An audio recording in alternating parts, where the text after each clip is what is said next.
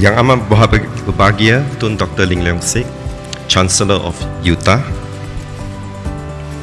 Tan Sri Dato Dr. 𝐂𝐡𝐨𝐫'𝐬, Chairman, UTA Education Foundation Board of Trustees Chairman, Tan Sri Dato Sri Dr. 𝐂𝐡𝐨𝐫, UTA Council Chairman, Engineer Professor Dato Dr. 𝐬𝐭, UTA President, Honorable Members of UTA Education Foundation Board of Trustees, distinguished members of UTA Council and UTA Hospital Board, graduates, parents, faculty and staff of UTA, distinguished guests, ladies and gentlemen. Salam sejahtera and happy morning. To the graduates of Faculty of Accountancy and Management and the LKC Faculty of Engineering and Science, today indeed is a happy occasion. It marks a significant milestone in your lives, a celebration of your hard work and perseverance. So congratulations to each and every one of you on your convocation.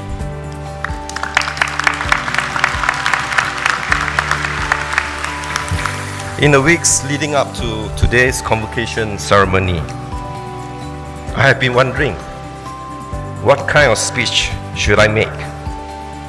Do I give you personal advice on how you should lead your life after graduation, like what the proud father of the bride usually do during wedding dinners? Or do I share with you lessons that I've learned from my business life, hoping that some of them would be relevant to you in your daily lives later?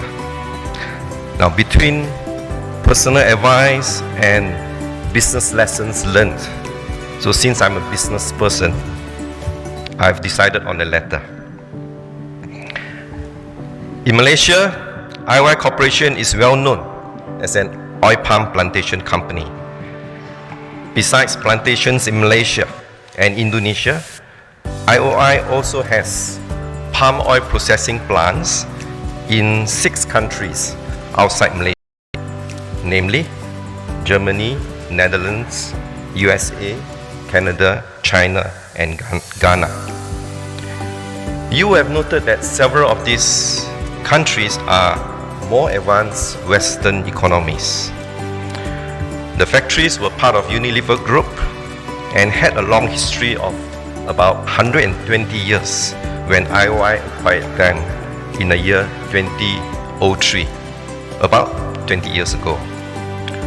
So, how did I and the senior management of IOI itself being only having a shorter history of about 20 years then, manage the more established subsidiary company and the supposedly more advanced Western educated managers? Firstly, we sought to understand their country's culture and how they think. So we spent a lot of time in doing that, joining them not only during business meetings, but in dinners and social activities as well. So for example, the Dutch like sailing and biking, so I also joined them during the weekends. So today, especially after the COVID pandemic, we will call this empathetic management, coming from the word empathy. And secondly, we use the IOI parent company's strength to supplement their weakness. Having been part of a multinational company, so these Western managers were very good in analyzing, planning, and presentation. So they will prepare the annual plan, 3-year plan, and even 10-year plan as well.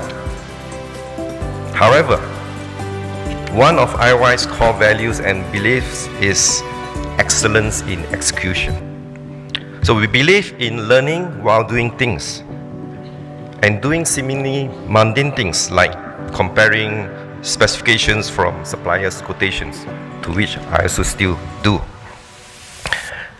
So we refocus these Western managers towards executing well instead of planning elaborately well, reminding them to avoid the syndrome of paralysis by over-analysis.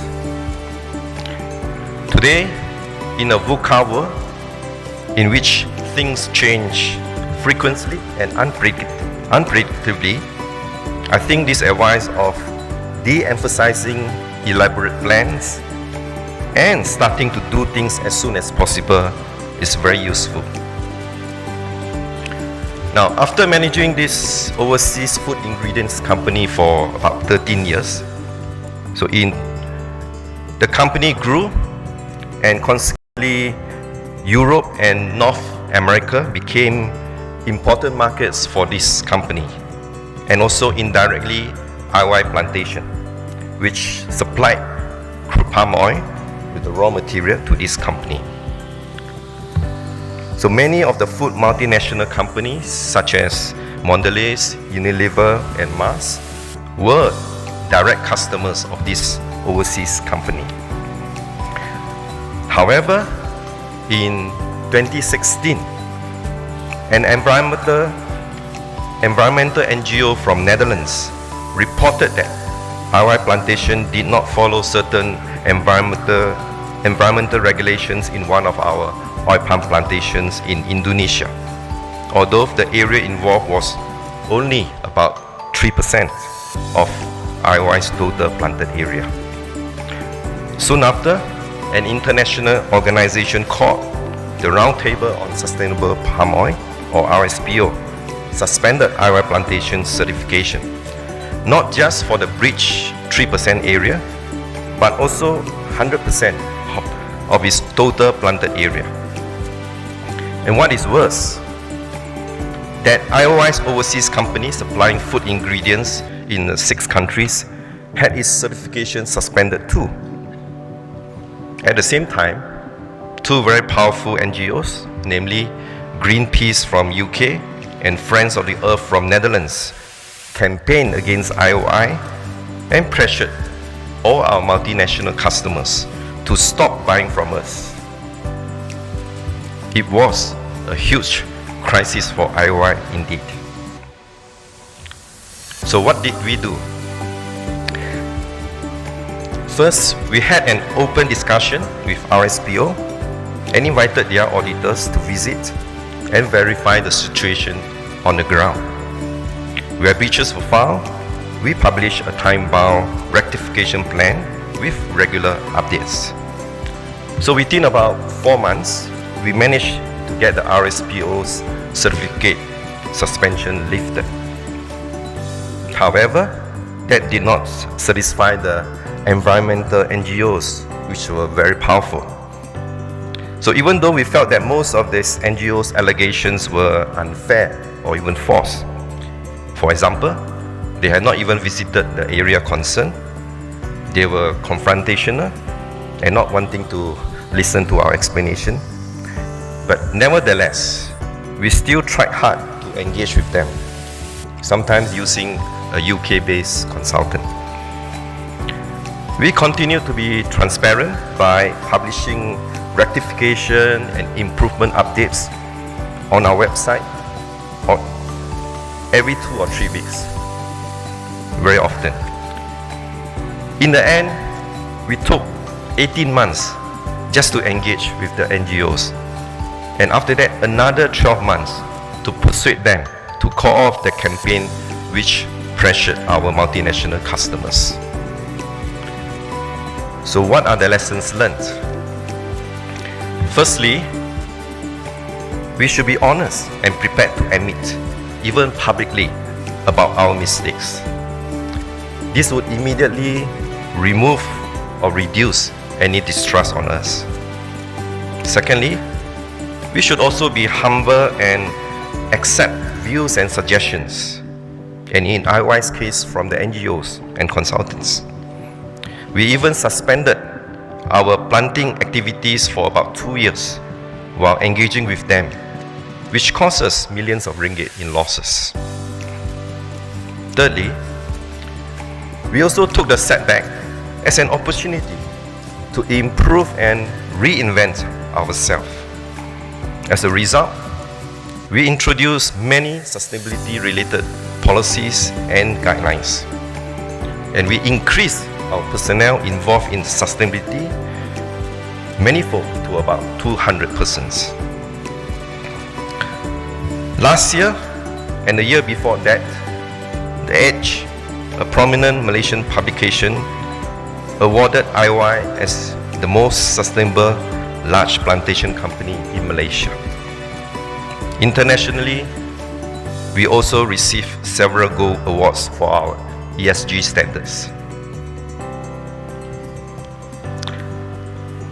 So in closing, I hope my short stories about IY's successful venture overseas and emergence from a crisis stronger can inspire you to strive for higher goals from a seemingly weak or inferior position.